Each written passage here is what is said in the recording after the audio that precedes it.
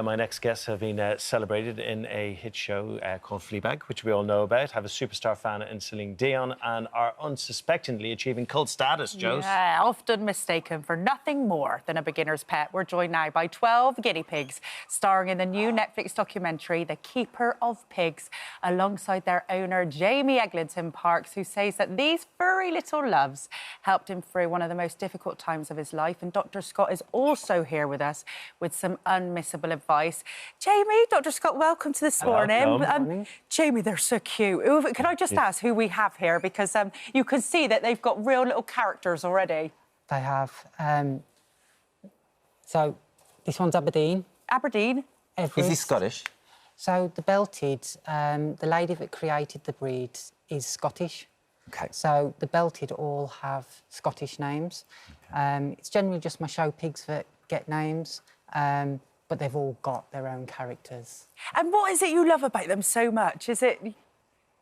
Well, I love watching them. I've actually loved watching them whilst you've been over there. I've sat there watching them, and it's just watching them interact and going off and getting their food and then running back to the house. And they're really funny, aren't they? It's really hypnotic, actually. This one's got a real little character, Craig. Look, can people at home hear the sounds they're making? I wonder. If I lean over, little noises, aren't can you they? hear the sounds? There's this little. It's such a cute little. Yeah. It's like a squeal, isn't it, Jamie? Yeah.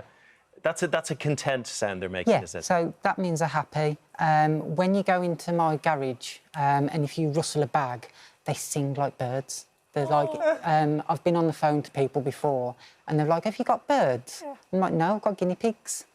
How many have you got? I've got 80. 80. Or about 80. When 80? There's babies and the numbers go up and down, they fluctuate. All in your garage? Well, I built a garage specifically for them.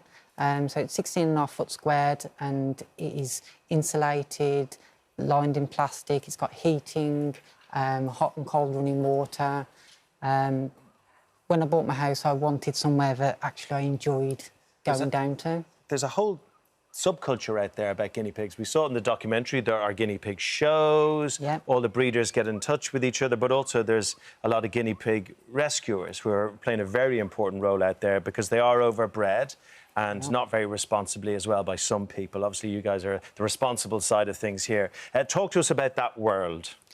So the rescues, there are so many in the rescues. As you saw in the documentary, Shaz, she's constantly got influxes of 50 and 80 and so many coming in, and sometimes they can be in such bad condition and they just don't have the funding.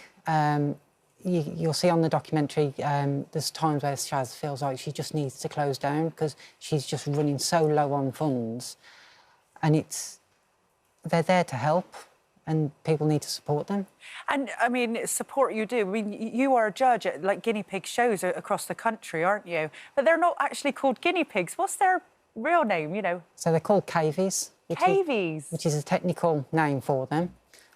Guinea pig is a nickname, and it will have come from the fact that they were probably a guinea when they came over, so it was... Oh, guinea to buy them? Yes. OK, all right. So it was a nickname, the guinea pig. Oh. Yes, because they're actually from South America, really, rather than, New Guinea, for example. Yeah. Dr. Scott, just because they're small doesn't mean they don't need a lot of care, right? Absolutely. In fact, I would say they're one of the most neglected pets that we have in the UK. Probably rabbits are number one, and then guinea pigs number two. It's just because kids have a short attention span, and although they are a wonderful starter pet in that they are pretty low maintenance, they're pretty, healthy, they're sort of simple creatures to look after and care for. When children have short attention spans, they run out of interest and affection, and if the parents aren't stepping up, then they do sort of get left at the bottom of the garden. You can, of course, have them in enclosures that are quite small because they are a small animal, but I think that belies what they actually need. You can get nutrition really wrong. People will feed them a lot of pellets rather than the hay food that you can see here. And actually, they're an animal where their teeth constantly grow throughout their life. So if they're not eating almost like 20 hours a day, their teeth will overgrow, and it's almost like jail bars, and then they can starve to death.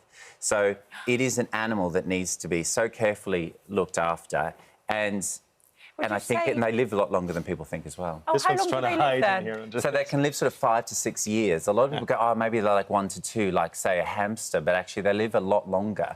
And I think when you think about kids, Joe, you know, Reg, like, when the kids are a certain age, they want a guinea pig. 5 years later, they might have got bored real quick. So you need to be the one looking after the guinea pig long after the child's given up their interest. And just quickly, sorry, Craig, is it best to buy one on their own or a pair? Always more than one. They like a community. They like chatting to each other. They are very sweet with one another. But the saying, bred like rabbits, they also breed like guinea pigs. So you do need to make sure that you have them in same-sex couplings, or you can neuter them. So it's best to maybe neuter the male, and then you have them with females, because I believe this guy's a boar, isn't he? Yep, so 11 sows and 1 boar, but he's been neutered. He keeps them in check. You can see how confident he is, actually, because the others are actually... This little albino one here is hiding behind the hay. Just very quickly, Jamie, before we let them go back home, I mean, they have helped you in your life. You've had a tough time, and they've brought calm to your life. So they helped me through my divorce. They...